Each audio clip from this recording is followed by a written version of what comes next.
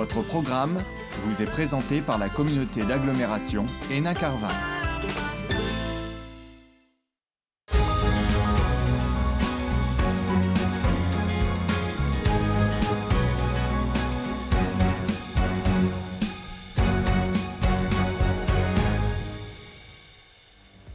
Bonjour à toutes et à tous, je suis ravi de vous accueillir sur le plateau d'ILTV pour un nouveau numéro de votre magazine d'information, l'Agglo et vous. Sans plus tarder, je vous propose de découvrir ensemble le sommaire de cette édition du 6 juillet.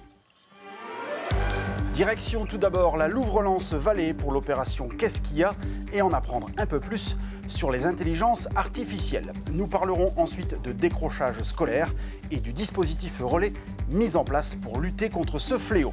Focus ensuite sur Yanis Remond, un jeune styliste qui a choisi les locaux d'ILTV pour organiser son shooting photo.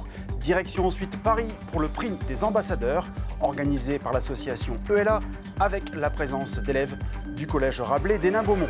Nous ouvrirons ensuite une large page consacrée au 7e art, avec en vedette les jeunes lycéens de l'agglomération qui ont découvert le Festival de Cannes.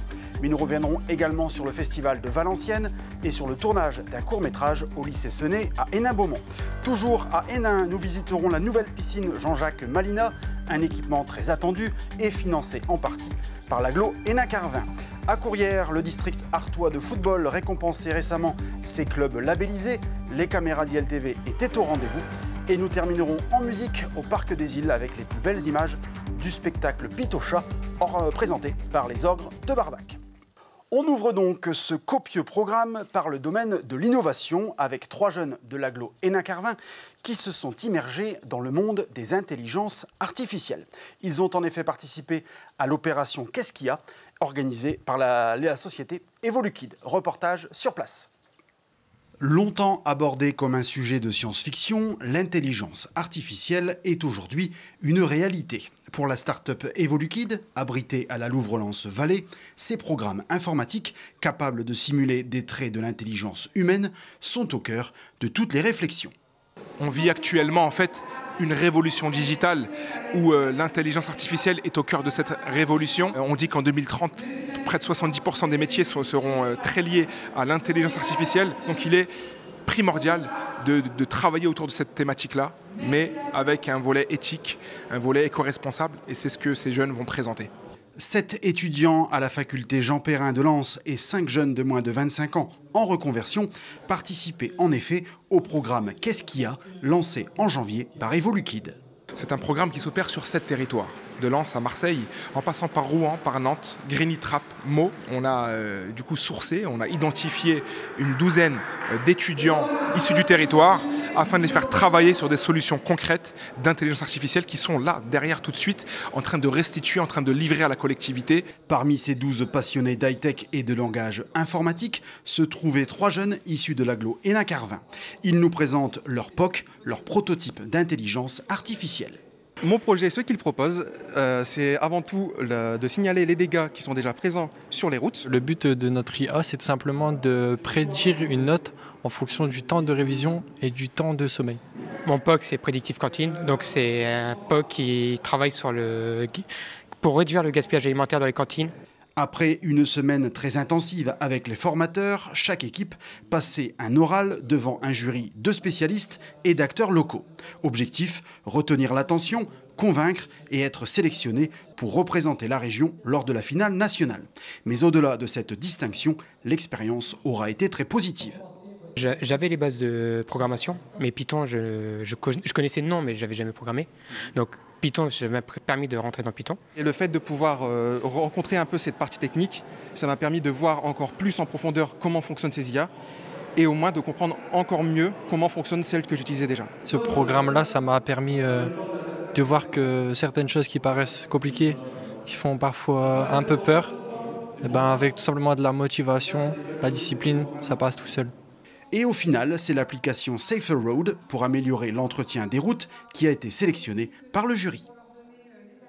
Si le décrochage scolaire conduit chaque année des élèves à quitter prématurément le système scolaire, ce n'est pas toujours une fatalité. Voyez comment le dispositif Relais travaille avec les jeunes, les collèges et les lycées de l'agglo Hénin-Carvin pour leur permettre de repartir vers l'avant.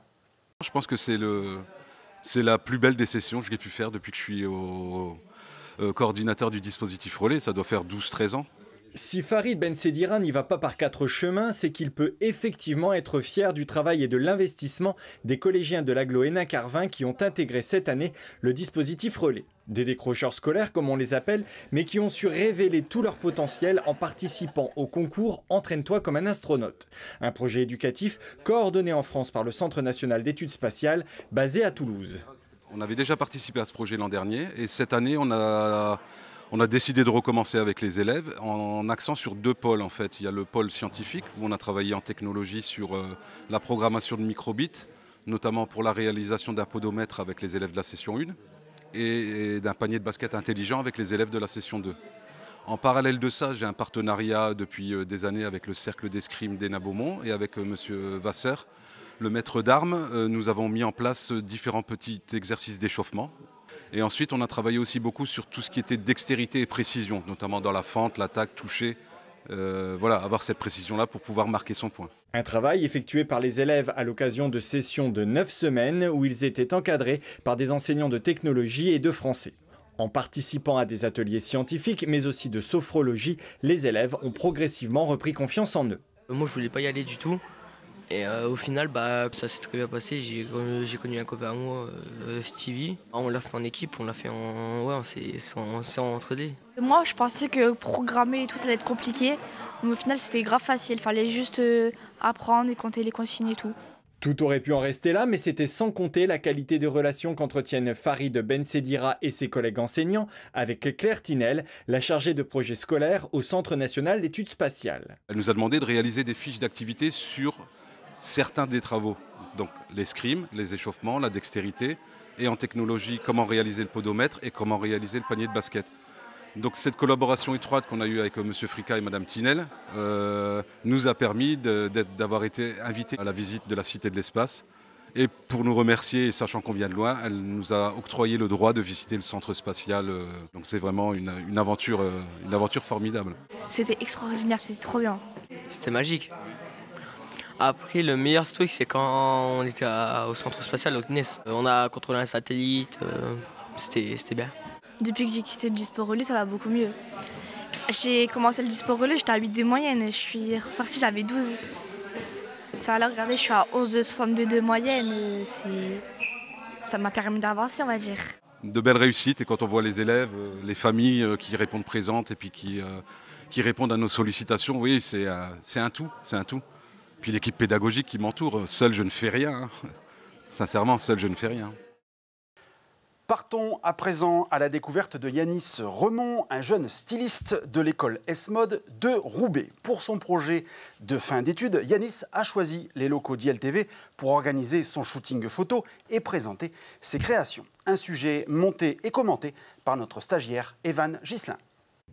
C'est à ILTV, au site du 99 bis, que Yanis Remond, étudiant à l'S-Mode de Roubaix, organise un shooting photo pour son projet de dernière année dans nos locaux.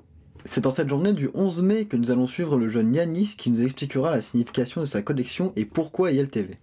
Je suis originaire directement du bassin minier, donc j'avais envie de mettre à l'honneur mes origines, et surtout parce que les rénovations qui ont été attribuées à ce site du 99 bis, elles sont vraiment magiques, on pourrait dire, et elles correspondent parfaitement à l'univers que je voulais rendre sur mon shooting. Tous ces miroirs, enfin ces plaques de plexi réfléchissantes, ce côté un petit peu loft, c'est vraiment l'univers de la collection. La collection, elle s'appelle Covering. Elle est inspirée directement de mes propres peurs et de mes angoisses. Et en fait, comme on ne peut pas se séparer de ses peurs et de ses angoisses, j'ai décidé que j'allais les combattre en créant en fait ces looks.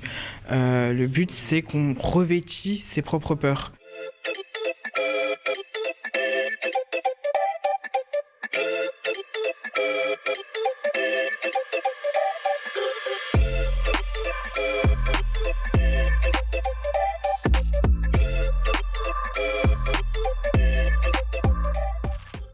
Bien évidemment, il n'a pas réalisé tout ça seul, il est en compagnie d'une belle équipe. Alors aujourd'hui, donc on a 4 mannequins, 2 maquilleuses qui viennent de Act Academy. On a du coup ma maman qui fait la coordinatrice. On a un photographe et un assistant photo, un assistant directeur artistique et une assistante directeur artistique. Donc nous sommes 12 en tout. Je suis très très fier et surtout je suis vraiment heureux de toutes les personnes qui m'entourent aujourd'hui pour m'aider dans ce projet qui est quand même un très très gros projet pour moi pour l'année. Voilà.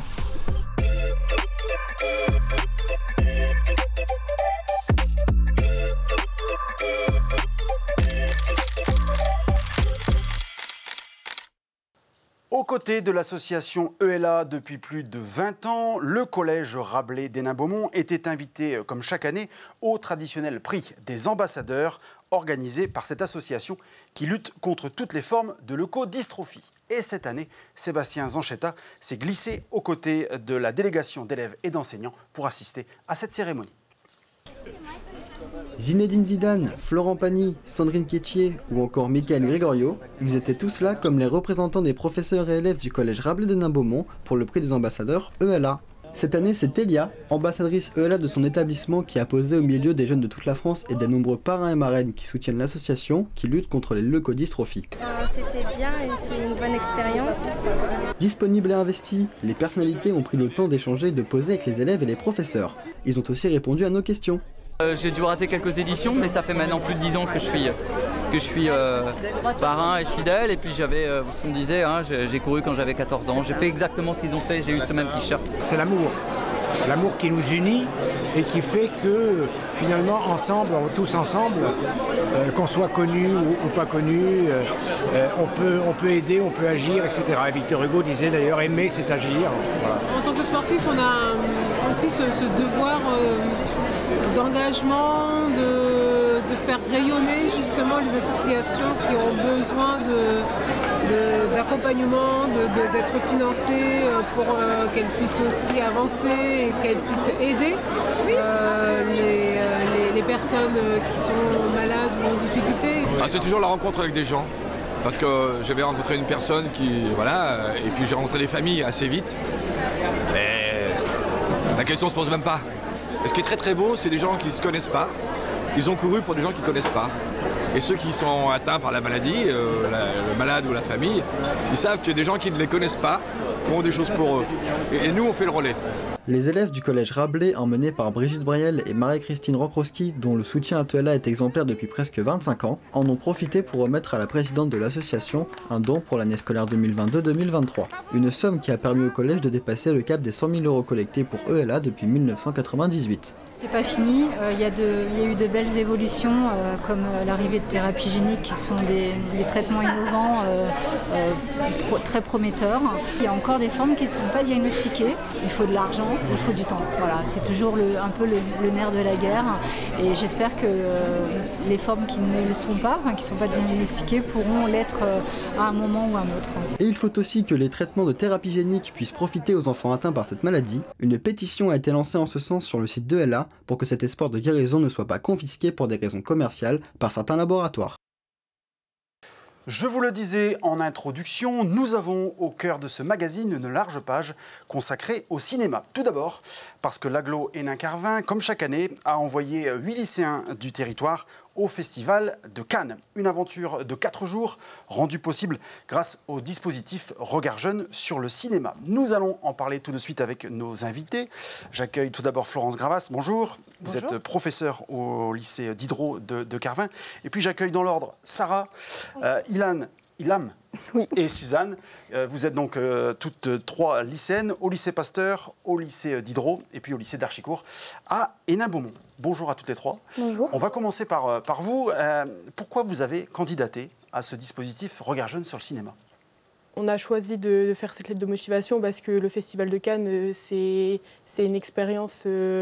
monter les marches, on ne pensait jamais le faire un jour dans notre vie. Et on s'est dit tous pourquoi pas. Et finalement, on était là-bas, à 8. Et... Vous êtes toutes fans de cinéma ? Ouais. Ilham, quel genre de cinéma plutôt ? Film d'action et série. Suzanne, quelles étaient vos attentes avant de monter dans l'avion pour rejoindre Cannes? Je pense que c'était découvrir des personnes qui, comme moi, aimaient beaucoup le cinéma, ce que j'ai pu faire avec les gens qui m'ont accompagnée, et aussi me faire des souvenirs qui allaient rester pour toujours, en fait, et juste profiter du moment et rendre l'expérience inoubliable, parce qu'on oublie trop facilement que c'est pas quelque chose qu'on vit tous les jours, en fait. Décrivez-nous un petit peu le programme sur place. De façon rapide, on y reviendra plus précisément tout à l'heure. Alors lundi, on avait la montée des marches au soir avec... on a regardé les 2 premiers épisodes de la série The Idol avec Lily Rose Depp. Mardi, on a regardé 2 films en libre. Et mercredi, on avait un atelier Regard Jeune sur le cinéma. On a regardé un film et après on a fait une petite interview. Et jeudi, c'était assez libre.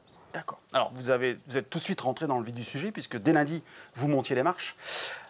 Qu'est-ce qui vous restera de ce moment unique? En fait, on regardait sans voir. C'était incroyable. En fait, on ne savait même plus regarder tellement il y avait de gens, de caméras, de photos, de gens qui criaient, etc. Et nous, on était juste là pour profiter du moment. Donc, on a monté les marches. Et à un moment donné, on s'est juste retourné. On a vu le monde qu'il y avait. Et on s'est dit, waouh, en fait, on est vraiment là, on est filmé. Et c'était incroyable. Enfin, on s'en souviendra toute notre vie, je pense. Suzanne, est-ce que vous avez réussi à profiter de l'instant? Je pense que oui. C'était très émouvant, je pense, de juste se dire que, en fait, quand on est en train de monter les marches, on ne se rend pas compte de l'importance qu'ont ces marches. Mais une fois arrivé en haut, quand on arrive au sommet, on se dit, on vient de faire quelque chose que beaucoup de gens rêvent de faire et qu'on refera peut-être jamais. D'accord. Alors, au sommet des marches, il y a bien une salle de ciné quand même. Racontez-nous le film donc, que vous avez vu, qui est en l'occurrence 2 premiers épisodes d'une série. Ilham. Ouais, c'était la série The Idol, du coup, avec Lily Rose Depp et The Weeknd. D'accord. Et je pense qu'on est d'accord pour dire qu'on n'a pas aimé. Pas du tout. C'était d'un mauvais... J'avais beaucoup d'attentes pour cette série parce que c'est des acteurs que j'aimais beaucoup et j'avais déjà vu d'autres projets du réalisateur. J'ai été que déçue. J'attendais que ça se termine. En fait, c'était... Il n'y avait pas vraiment de scénario, je pense qu'il y avait juste des célébrités et beaucoup de scènes de sexe, en fait. Et très décevant, non. Après, je trouve que cinématographiquement, les images sont très très belles. Du coup, je pense que parler de ça, c'était vraiment pas mal. Mais il n'y avait pas forcément d'histoire, donc c'est compliqué d'expliquer. D'accord. Ilham, est-ce que cette expérience t'aura servi à aiguiser ton sens critique? Ah oui, beaucoup. Je me suis rendu compte que je faisais que d'analyser les films. Du coup, ouais, ça m'a beaucoup servi. Très bien. Je me tourne maintenant vers Florence Gravas. Vous avez accompagné ces jeunes. Le Festival de Cannes, c'est l'endroit idéal pour découvrir des films. Quels sont les films que vous avez sélectionnés et que vous avez découverts avec vos élèves? Alors, le programme d'un certain regard jeune était déjà déroulé. Donc, il y avait une marge de choses qui étaient déjà prévues. Donc, la montée des marches, le film, la série qu'ils ont vue à l'issue de cette montée des marches. Et puis, mercredi, donc, un film sur lequel ils devaient aiguiser leur sens critique en produisant un reportage. Et puis, le mardi, comme le disait tout à l'heure Ilham, était libre. Et donc, Madame Perzik et moi-même avons décidé d'emmener les élèves plutôt vers tel ou tel film. Il y avait pléthore de possibilités, bien sûr. On aurait pu en voir 5 si on avait pu, on aurait aimé. Donc on a choisi, et j'étais ravie de l'avoir fait, avec Madame Perzik, le film de Coris Maki, et un film iranien assez passionnant et qui était à la fois très, très poétique et très politique. Voilà.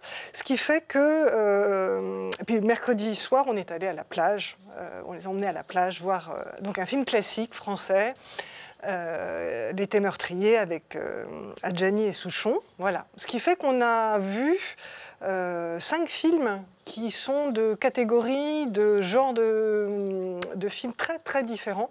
Et je crois que c'est cette belle diversité qui est juste possible au Festival de Cannes. Est-ce que ces 4 jours et ce dispositif Regard Jeune sur le cinéma est complémentaire de votre enseignement que vous dispensez toute l'année au sein du lycée? Oui, tout à fait, parce que, si vous voulez, nous, il faut savoir que l'enseignement du cinéma est un enseignement qui est en co-organisation entre le ministère de l'Éducation nationale et le ministère de la Culture. Et il a été pensé comme ça par Jacques Lang au tout début. Pourquoi? Parce qu'on ne dispense pas un cours de cinéma comme on dispense un cours de philosophie ou de mathématiques. Et donc, à la fois nous faisons cours, Et nous avons besoin de dispositifs, de partenariats qui nous permettent de confronter les élèves à des professionnels, à des réalisateurs, à des techniciens, de manière à leur montrer un métier, un art, différents arts, puisqu'au cinéma, le cinéma est un art total dans lequel il y a de la musique, du décor, du costume, etc. Et le fait de pouvoir emmener des élèves voir comment se fabrique le cinéma, et pas simplement les aiguiser à l'analyse de films ou à leur apprendre l'histoire du cinéma, eh bien, c'est tout à fait important. Oui. C'était votre première au Festival de Cannes? Oui. Qu'est-ce qui vous... J'espère que ce n'est pas la dernière. Qu'est-ce qui vous en restera en quelques mots? C'est très agréable d'aller au Festival de Cannes pour la première fois avec des élèves, parce qu'on est à la fois soi-même soumis à une forme d'émerveillement, de joie, etc., et puis qui est redoublée par la leur, qui est peut-être plus candide, plus directe que la mienne peut-être, et cette confrontation entre mon plaisir d'être à Cannes et le leur m'a rendu les choses vraiment formidables. Bon, puis après, voir un grand film de Coris Maki au moment où il sort au Festival de Cannes, oui, ça c'était vraiment... C'est un luxe. Une dernière question pour vous trois, elle est compliquée. Votre expérience en un mot, avant de vous libérer. Je dirais incroyable, j'ai pas d'autres mots. Vraiment, il n'y a pas d'autres mots. Ilham ? C'est la même chose, incroyable. Oui, magnifique, incroyable. Très bien, ça fait 2 mots. Désolée. Voilà, je vais vous libérer. On va regarder tout de suite un reportage, une forme de best-of des meilleurs moments que vous avez passés sur place. Un best-of qui a été réalisé par Louis Fontanet de l'équipe d'ILTV qui vous a accompagné tout au long de ce voyage. Merci à toutes les 4 et on regarde ce reportage. On est à l'aéroport de Léquin pour aller à Cannes, pour ce soir monter les marches du Festival de Cannes. Il est 7h et quelques. Le réveil a été difficile ce matin, mais bon, c'est pas grave, on va dormir dans l'avion de toute façon. Ça y est, on arrive à Cannes, il fait super chaud, il y a du soleil comme je l'avais prévu.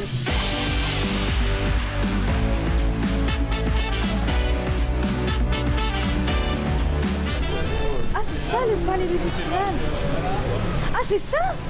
Mais c'est trop beau en fait! En plus, il y a la tête de Catherine Deneuve, elle est trop belle. Voilà, je suis heureuse. Ah, c'est ça là? Tout le monde est élégant et là on a pu voir un petit aperçu de ce qu'on va monter ce soir. C'est ultra beau, c'est ultra bien fait. Il y a de la musique en fond, des robes faites par des grands couturiers. Donc impatient d'y être et puis voir ça de plus près.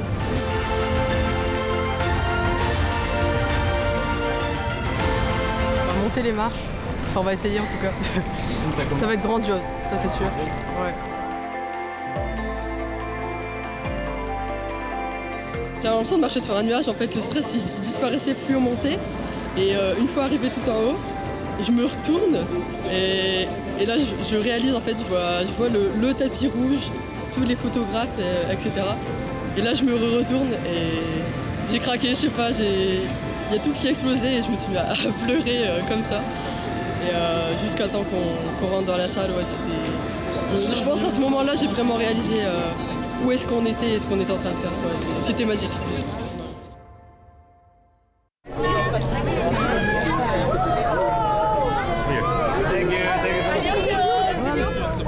J'ai fait une photo avec un acteur de Hopeless. Voilà. Their name are Manel.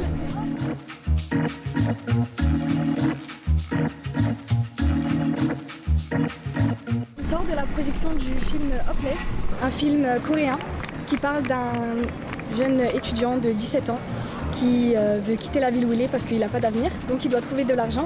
Pour trouver cet argent, il veut travailler, mais il va se retrouver dans un gang, une organisation criminelle qui va l'emmener très loin. Donc on va suivre toutes ses aventures dans le film.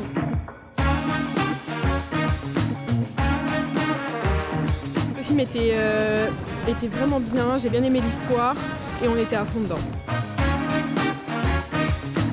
Franchement, là je suis trop contente d'être à Cannes, c'est juste incroyable. C'est incroyable. Merci Regard Jeune sur le cinéma. Merci l'Aglo et Nacarvin, franchement c'est magnifique. J'aurais pas pu rêver mieux quoi. Retour à la vie normale. C'est horrible. La parenthèse s'est fermée. J'ai l'impression que c'était vraiment une parenthèse. Ouais.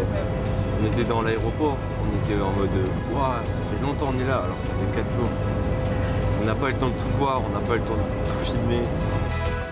On a partagé des souvenirs qui seront à vie, qu'on gardera jusqu'à ce qu'on vieillit et plus tard, et on pourra en parler à nos enfants et continuer à faire évoluer cet art et qu'on a pu voir pendant ces 4 jours.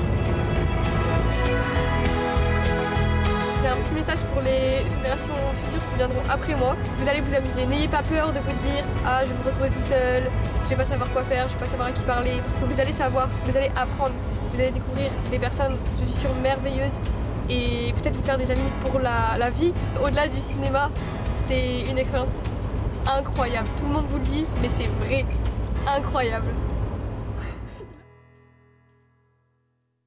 De retour sur le plateau du magazine L'Agglo et vous pour continuer à débriefer l'expérience cannoise des 8 lycéens emmenés par l'Agglo Hénin-Carvin.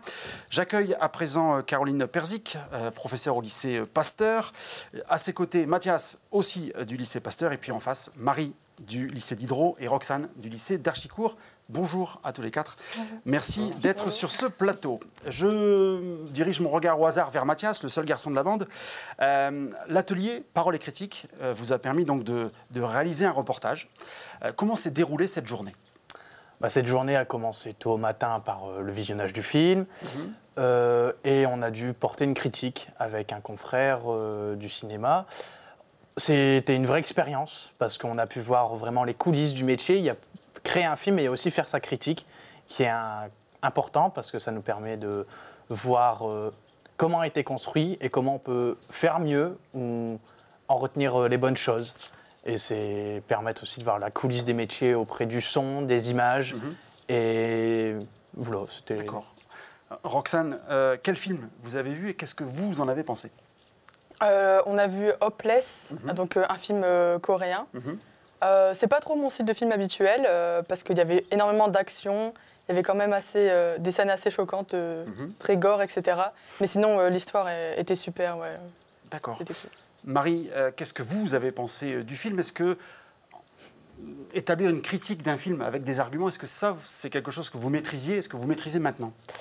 Sur le coup, c'est vrai qu'établir une critique sur un film qu'on vient de voir, je ne savais pas très bien faire, mais après réflexion, tout ça, et vu la qualité du film, c'était vraiment très bien. Donc non, c'était facile à faire après, et puis c'était incroyable. Roxane, trouver des arguments, les défendre, est-ce que ça, c'est quelque chose que vous avez appris à faire au cours de cet atelier ? Oui. Moi, j'étais plus derrière la caméra aussi. Du coup, je rebondis, c'était une super expérience aussi de découvrir le derrière de la caméra aussi. D'accord. Alors justement, tant qu'on est sur ces métiers parfois inconnus du cinéma, est-ce que ces 4 jours sur la Croisette vous ont donné des envies pour un projet professionnel ? Mathias ? Oui, totalement. Ça permet de voir des débouchés sur tous les métiers du cinéma, de derrière et de devant.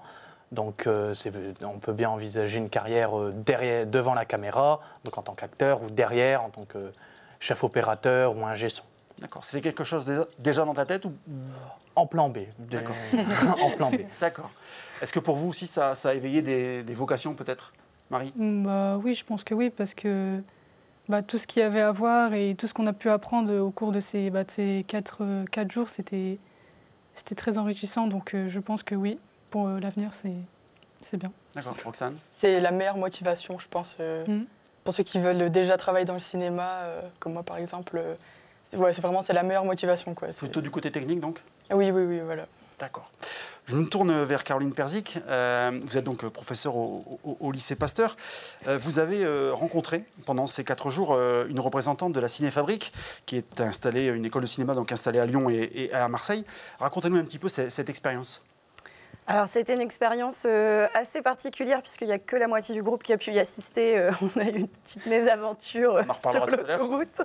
Donc, moi, j'ai accompagné la moitié du groupe qui assistait à la rencontre et c'était vraiment très intéressant parce que c'était l'occasion de permettre aux élèves de se projeter dans les études supérieures et c'était aussi un dispositif mis en place par la Cinéfabrique de Lyon et de Marseille qui permet aux élèves boursiers de faire une classe préparatoire pour préparer ce concours qui est assez difficile et assez exigeant. Donc là, avoir quelqu'un qui peut poser des questions, rassurer et puis montrer que c'est possible pour des élèves qui sont ici à Hénin-Beaumont, c'était une expérience intéressante. Oui. D'accord. En parlant d'expérience, c'était votre première sur le festival. Oui, tout à fait. Qu'est-ce que vous en avez pensé ? Qu'est-ce que vous avez découvert ? absolument tout. J'étais aussi novice qu'en arrivant. Donc c'était vraiment assez inoubliable le fait déjà en tant qu'enseignante d'avoir cette place très enviée, hein, ça on ne va pas le nier. Et puis de pouvoir avec eux découvrir les films, le dispositif, le festival, comment il est mis en place, les ateliers qui étaient proposés, les rencontres. Voilà, tout ça, c'est vraiment quelque chose que dans une carrière, on n'imagine pas faire et que j'espère pouvoir refaire. D'accord. Pour vous, est-ce que le séjour cannois a dépassé vos attentes ? Oui, je pense que oui. On ne s'attendait tellement pas à tellement de choses comme ça. C'était juste trop bien. Antoine, qu'est-ce qui, pour toi, a dépassé ton attente sur ce séjour ? Pour moi, c'était la montée des marches, le tapis rouge, c'était hors du temps, vraiment, c'était génial. On était sur un nuage, quoi. Mathias ? Moi, c'est le regroupement de tous les cinéastes du monde entier qui se réunissent en une ville, en un lieu, et qui est de notre pays, la France. C'était magique et impressionnant, et se dire que ça existe et que ça existera encore. D'accord. Caroline, vous avez certains de vos élèves qui ont participé à ce séjour, puis d'autres que vous avez découverts également. Est-ce que vous avez vu le groupe évoluer au cours des 4 jours ? Ah bah oui, tout à fait. Entre la réunion de présentation où ils se regroupent et c'est chacun avec la personne qu'il connaît pour se rassurer, et les quelques minutes déjà avant de monter dans l'avion où il a suffi de demander qui avait déjà pris l'avion, et là c'est parti en conversation, etc., partage d'expérience, ça a été très vite. Le camping, c'est vrai que partager un quotidien, ça permet de vite créer des liens. Et puis, ils ont tous un point commun, ce sont des passionnés de cinéma, peu importe le lycée d'où ils viennent. Ça a créé des liens très forts, hein. On a senti un groupe très soudé. C'était vraiment le groupe parfait avec les meilleurs enseignants aussi. J'en ai eu aucun doute. Tant qu'on est dans les dossiers, sur ce séjour, qu'est-ce qui vous restera comme souvenir ? Un souvenir. Le dernier jour, peut-être, quand la moitié du groupe a fini sur une aire d'autoroute. Bon, là, c'est un peu flippant. Faut laisser pas mettre en contexte. Des problèmes de voiture. Mais on en garde un bon souvenir, on a bien rigolé, ça nous a rapprochés encore plus, donc c'est drôle. D'accord. Très bien. Mais en tout cas, merci à vous 4 d'avoir été sur ce plateau pour ce retour d'expérience. Et puis bravo, parce qu'on a vu vos images, vos reportages, et c'est de grande qualité. Merci encore. Merci. À très bientôt. Au revoir. Nous poursuivons ce magazine et nous poursuivons dans le domaine du cinéma, puisque 4 lycées de l'agglomération proposent à leurs élèves soit un atelier, soit une option, soit une spécialité cinéma. Alors vous ne serez pas surpris d'apprendre que certains de ces lycées ont une nouvelle fois brillé à l'occasion du palmarès du film lycéen du Festival de Valenciennes, la preuve en images. Depuis 8 ans, et en partenariat avec le rectorat, une journée est consacrée à l'attribution des trophées des jeunes étoiles. Un palmarès qui récompense les meilleurs courts-métrages réalisés par des élèves de collèges et de lycées des Hauts-de-France. Cette année, 9 courts-métrages étaient en compétition. Le programme commence par un moment très attendu pour eux et un peu cruel quelque part, puisque 9 groupes, 9 équipes vont présenter les courts-métrages qu'ils ont réalisés dans l'année en groupe. Un jury de 4 professionnels qui ont pour certains 50 ans d'expérience, vont regarder leur travail avec acuité, avec bienveillance aussi, mais en tout cas va essayer d'avoir un jugement professionnel. Pour juger de la qualité de ces œuvres, 2 jurys, l'un composé de jeunes lycéens cinéphiles et l'autre de professionnels du cinéma, au rang desquels la réalisatrice, scénariste et écrivaine Jeanne Labrume, l'actrice Sarah Alder, le réalisateur et scénariste Jérôme Enrico et l'acteur, réalisateur, auteur et metteur en scène Pascal Légitimus. Meili et Sylvain, tous deux représentant leur établissement aux Jeunes Étoiles de Valenciennes, nous ont livré leurs impressions quant au court-métrage qu'ils viennent de voir en projection. Je trouve que cette sélection 2023 elle a été très bien réalisée parce que chaque court-métrage a son idée propre, ses mécanismes de création qui lui sont propres aussi. On a chaque histoire qui est complètement différente et qui nous ancre dans un univers complètement différent. C'est des très bons films, c'est une très bonne compétition qui se déroule et franchement bonne chance à tout le monde parce que là il y a du niveau. Mais la journée n'est pas terminée pour les jeunes étoiles de Valenciennes. Chaque année, il y a une masterclass, puisqu'au Festival de Valenciennes, on adore les métiers du cinéma. On a décidé de mettre un focus sur le métier d'agent de comédien. Et on a demandé à quelqu'un d'emblématique dans la profession, puisque c'est la doyenne des agents de comédiens, qui est Daniel Guin. Puis cet après-midi, les jeunes auront la chance pour la 2e année consécutive d'assister à une première française. C'est un film qui s'appelle Marinette, qui est en fait un biopic sur la vie de Marinette Pichon, qui est une footballeuse professionnelle. C'est un film de Virginie Verrier. Carence Marié, l'actrice principale, sera là pour le défendre tout à l'heure et pour répondre aux questions des jeunes. C'est en fin d'après-midi qu'a été dévoilé le palmarès 2023 des jeunes étoiles de Valenciennes. Et c'est le film Irréversible, présenté par le lycée Senet-des-Nains, qui a reçu l'étoile de bronze et le prix du jury jeune. L'étoile d'argent est quant à elle attribuée au film La rue t'appartient de la spécialité cinéma du lycée d'Archicourt des Nains-Beaumont. Puis l'étoile d'or a été attribuée au film Étincelant du lycée professionnel Aimé Césaire de Lille. On ne s'étonne presque plus des succès remportés dans le domaine du cinéma par les élèves et les professeurs du lycée Senet des Nains-Beaumont. Et pourtant, en s'illustrant par la qualité de leur scénario dans le cadre du projet Regard de Femme, leur nouveau court-métrage sera diffusé en novembre sur les antennes du groupe France Télévisions. On vous explique tout avec ce reportage signé Sébastien Zanchetta et encore Evan Ghislain. Nous nous retrouvons au lycée Senet des Nains-Beaumont qui a remporté la possibilité de réaliser le scénario qu'ils ont écrit avec l'aide de leur professeur Cyril Lemaire et grâce au projet Séquence Femmes qui a pour vocation de sensibiliser les lycées et les collèges à l'égalité entre les femmes et les hommes. Scénario qui a été tourné sous la direction de la réalisatrice lilloise Marie Vernald avec la participation d'un ingénieur du son et d'une chef opératrice professionnelle. Mais alors, comment est-ce qu'ils en sont arrivés là ? À la base, notre collègue documentaliste qui nous a proposé un concours qui a été mis en place par l'équipe de femmes du cinéma. Là.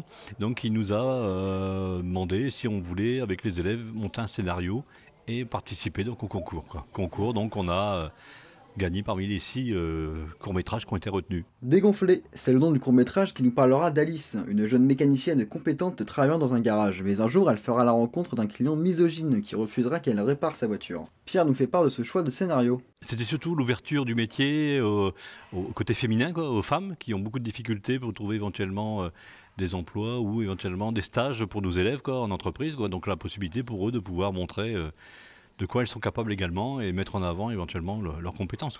Célia, élève en mécanique au lycée, est aussi l'actrice principale de ce court-métrage. Elle nous fait part de son ressenti quant au tournage. Le fond, en fait, parce qu'on ne s'imagine pas dans un film qui peut avoir autant de monde derrière la scène. Après aussi, comment ça peut être aussi des fois un peu compliqué. Par exemple, le premier jour, forcément, j'étais pas forcément à l'aise. Je me suis vite habituée parce que déjà, l'équipe, ils sont très gentils. Ils mettent directement à l'aise et après c'est simple. Pour ma part, moi j'aime bien parler à l'oral, donc voilà. Super expérience pour moi, pour les élèves également, pour l'établissement, une bonne super communication et puis on va pouvoir comme ça, montrer de quoi on est capable en lycée professionnel surtout montrer un peu que nos élèves également, ils ont plein de capacités également J'ai tellement hâte qu'ils sortent et que ma famille soit vraiment fière de moi Scénario qui sera ensuite diffusé sur France 3 dans Libre Cours au mois de novembre 2023. On ouvre à présent la page sportive de cette édition avec l'inauguration d'un nouvel équipement. La ville des Nains-Beaumont a en effet inauguré sa nouvelle piscine, Jean-Jacques Malina, un équipement très attendu et qui a bénéficié d'un financement de la part de l'agglo Hénin-Carvin. Reportage sur place. La piscine était arrivée à bout de souffle et nous avons donc souhaité la déconstruire puis la reconstruire en centre-ville pour que l'on puisse maintenir une activité en hypercentre pour qu'elle soit à proximité des collèges, des lycées, des écoles. Après un chantier considérablement ralenti par la période Covid, cette fois-ci, ça y est, la piscine municipale des Nains-Beaumont, rebaptisée entre-temps Jean-Jacques Malina, a pu être récemment inaugurée. C'était vraiment un crève-cœur d'avoir dû fermer, mais c'était impossible de maintenir l'activité avec notamment les problèmes techniques, avec les hublots qui commençaient à se fissurer. Voilà, maintenant aujourd'hui c'est un grand soulagement, c'est un grand ouf. Une piscine qui pourra accueillir bien sûr les habitants des Nains-Beaumont, mais aussi les extérieurs à la ville. C'est une piscine quasiment communautaire en quelque sorte. D'autant plus que l'équipement a été complètement repensé. Si les gradins et les bassins ont été conservés, c'est à peu près tout ce qui reste de l'ancienne piscine. En effet, des vestiaires collectifs à usage scolaire, un espace détente avec un jacuzzi, des bains de soleil, une douche norvégienne et 2 saunas complètent l'offre du centre nautique.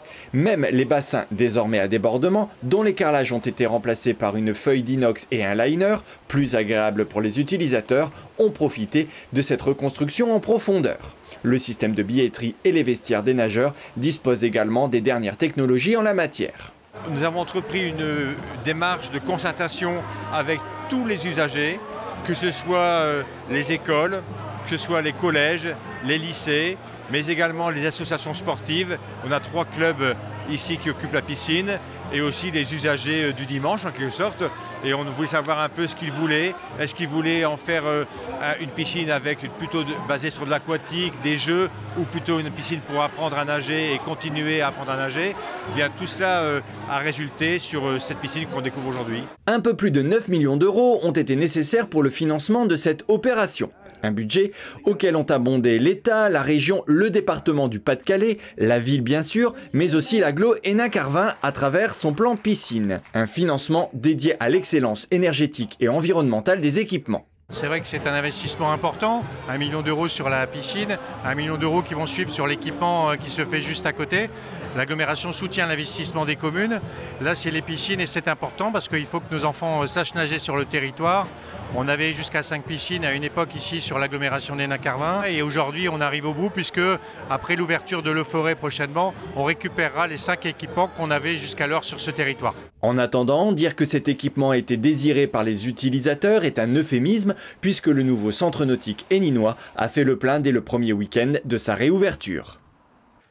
Côté football, le district artois organisé récemment au stade de Gabriel Péri de Courrières son opération Artois en fête. Une après-midi pour découvrir et s'initier à des pratiques alternatives comme le fit-foot ou le golf-foot. Découverte en images. À 398 jours de l'ouverture des JO de Paris, il flottait ce samedi un parfum d'olympisme au stade Gabriel Péri de Courrières. Le district artois de football a en effet choisi les installations du club local, l'ASC, pour organiser son action phare de la fin de la saison. Artois en fait, c'est une action qui récompense les clubs labellisés et les clubs impliqués dans le programme éducatif fédéral sur toute la saison et qu'on souhaite mettre à l'honneur à l'occasion d'une action festive. Cet événement faisait la part belle aux prochains Jeux Olympiques, chaque club présent représentant un pays. Au-delà de la symbolique, Artois en fait permet de faire la lumière sur ces clubs qui se structurent au travers de 4 volets, associatifs, sportifs, éducatifs et encadrement. On a des clubs qui doivent répondre à un cahier des charges.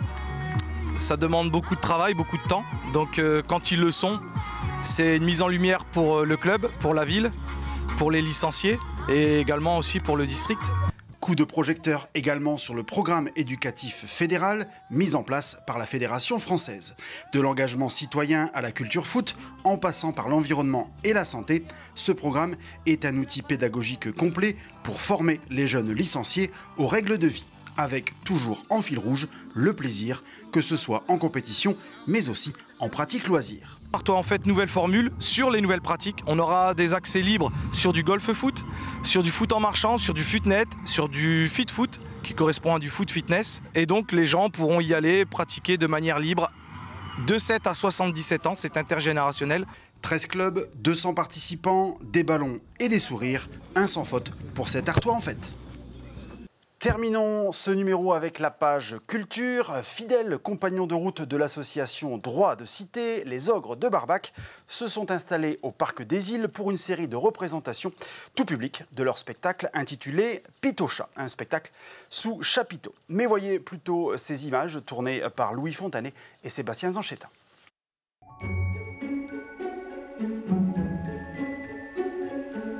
Pendant 5 jours, les Ogres de Barbac, groupe qui depuis 28 ans nous régale les oreilles avec des projets musicaux aussi divers que qualitatifs, ont installé leur chapiteau dans le Parc des Îles.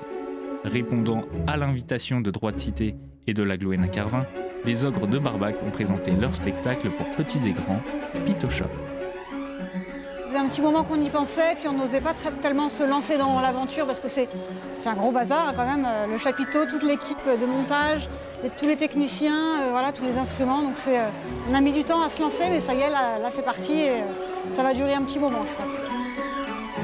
On a eu envie que les gens rentrent vraiment dans notre univers, donc avoir notre propre chapiteau, ça nous permet justement d'installer toute une ambiance, que le public puisse arriver avant. Faire le tour, regarder, voir un petit peu des petites machines, commencer à s'imprégner de l'ambiance de Pitocha, des bruits, des sons, des musiques. Et une fois qu'on rentre dans le spectacle, c'est juste une continuité. On a mis des enceintes de partout pour vraiment englober tout le monde, même derrière. Hein, on peut louper personne, tout le monde est dedans avec nous. Donc nous, on a pareil, on a le même son que tout le monde et on jongle justement avec ces bruits de droite, de gauche, devant, derrière. Voilà, c'est vraiment l'histoire de Pitocha qui s'amuse avec les bruits et les sons.